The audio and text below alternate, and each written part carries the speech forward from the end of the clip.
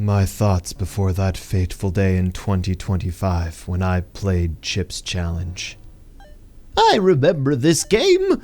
I'll just give it a little install, Ski. It's a free game on Steam after all. Let's walk down memory lane. It'll be fun. I've played Chip's Challenge before. A long, long time ago. Feels like a lifetime ago. I don't remember exactly where it was. I think it came installed with some computer systems, but I never really gave the game any significant playtime. Usually, I only played a few levels before the angry librarian kicked me off the computer, or my mom and dad pulled me away from the computer while visiting weird Uncle Ted's house. So I never actually plunged into the game properly. Think of it as sampling a random free game on your phone, but only playing for a few minutes. You don't really know anything about the game. And when I saw it was free on Steam, I thought, sure, why not? Let's give this game a try as an adult. After all, I am better at video games now than when I first played it. Oh boy. Chip's Challenge is an old 2D puzzle game which came along with various computers back in the day. Don't know if it was because my family bought used stuff or because I played it primarily on other people's computers. It was also available on the Atari Lynx. Chip's Challenge came bundled in something called the Microsoft Entertainment Pack, along with classics such as Minesweeper, Freecell, and SkiFree. So that's the quality you can expect here. Chip's Challenge was developed by Epyx, Epyx, and released in 1989. The Chip's Challenge we have on Steam has some changes, namely it's got a setting to go back to the old graphics, but it has some newer graphic look with some fancy fangled animations to them. The Steam version was released in 2015 and developed by Niffler Ltd. Bummer. Bummer.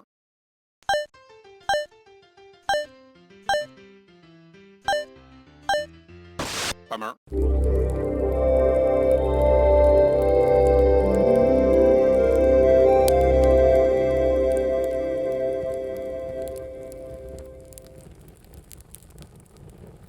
For older games, there's normally not much to the story.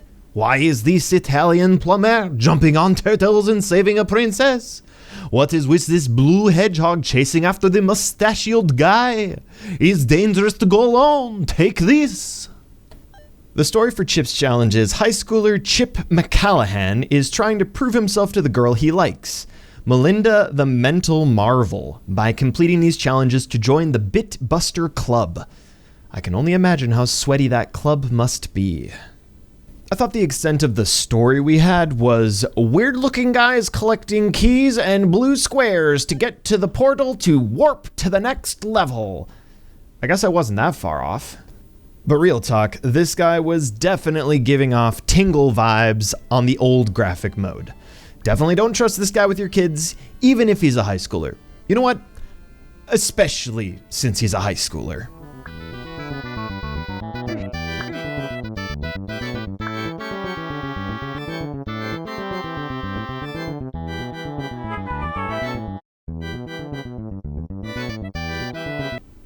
Chip's Challenge is a 2D puzzle game, so you can expect to move up, down, left, and right. The goal of each level is to get to the blue portal block. You'll do this in a lot of different ways. There are way more puzzles in this game than I expected. There are 144 levels in total. Sometimes you'll just need to pick up a key to open the door and exit. Most of the time, you'll need to pick up the blue computer chips to unlock the door in front of the portal. A few levels have more chips available than are required, but usually the required number is exactly how many are hidden in the level. There's a lot of obstacles in Chip's Challenge. Monsters ranging from bugs to false teeth nightmare fuel, insta-death water, sliding on ice, insta-death fire, pushing blocks around, pushing blocks into the water to make bridges, picking up color-coordinated keys which open their color-matching doors. On top of collecting computer chips to open the level exit, most levels also have a time limit. How can I mess up?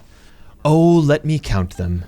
You can push blocks in the wrong order to trap yourself or fail to move the block where it needs to go.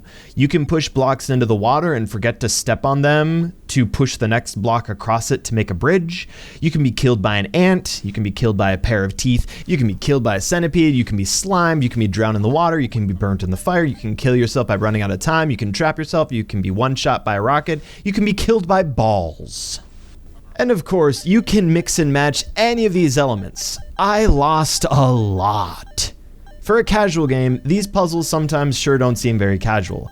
The worst of the levels you beat by either lucky timing or by brute force memorization. There are a number of notorious levels on Chip's Challenge. I didn't know they were notorious until I noticed they had their own related Steam achievements. And when looking up help online, the comment section is flooded with people exclaiming, "This level is the worst!" If you find yourself getting stuck on a level, remember that you can level select and skip levels you're stuck on. So you don't need to do what I did, which was play BlobNet for a few minutes every day for a few weeks, die, swear at it, and quit the game for the day.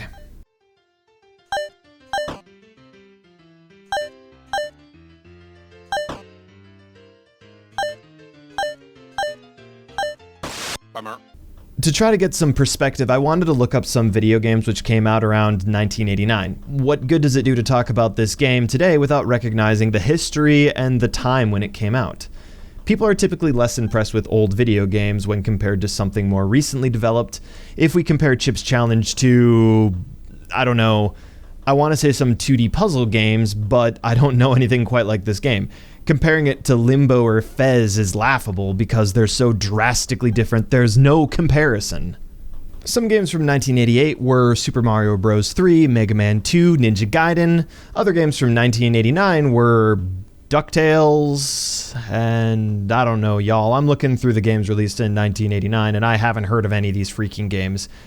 Batman? There was a Batman game released in 1989. And in 1990, there was Dr. Mario, Super Mario World, and The Secret of Monkey Island. The closest contemporary I can think of on the computer was probably SkiFree from 1991. It's funny because SkiFree was also in a Microsoft Entertainment pack, which is why even though they're not related, they're both random games I played on the computer and was mildly uninterested in. If anything, reading up on Microsoft's entertainment packs, also known as Windows Entertainment Packs, was the most interesting part of this review for me because it explained why I've played some of these games. It's because between 1990 and 1992, they were releasing these 16-bit casual computer games for Windows. These games were apparently marketed to people like, "Hey, do you have a few minutes of a break between projects? Play a quick game before you go back to work." No wonder I was so enthusiastic to play consoles around this time, because that's where the most accessible video games were located. And I don't care who you are, SkiFree and Chip's Challenge will never be as interesting as Super Mario Bros.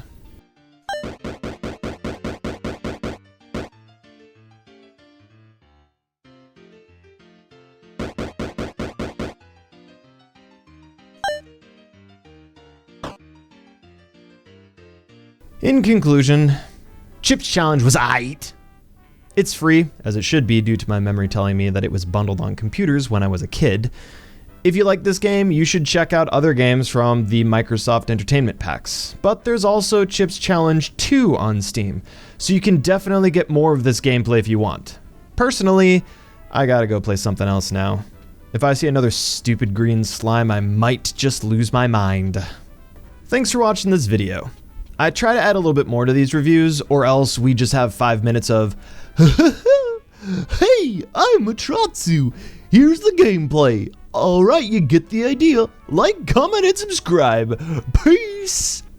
There's not much more to say about Chip's Challenge. I just like to play stuff.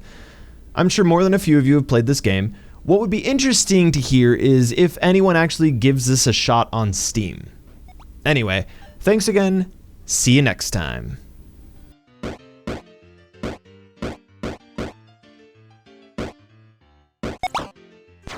Bummer. Bummer. Bummer. Bummer. Bummer. Bummer. Bummer. Bummer. Bummer. Bummer. Bummer. Bummer.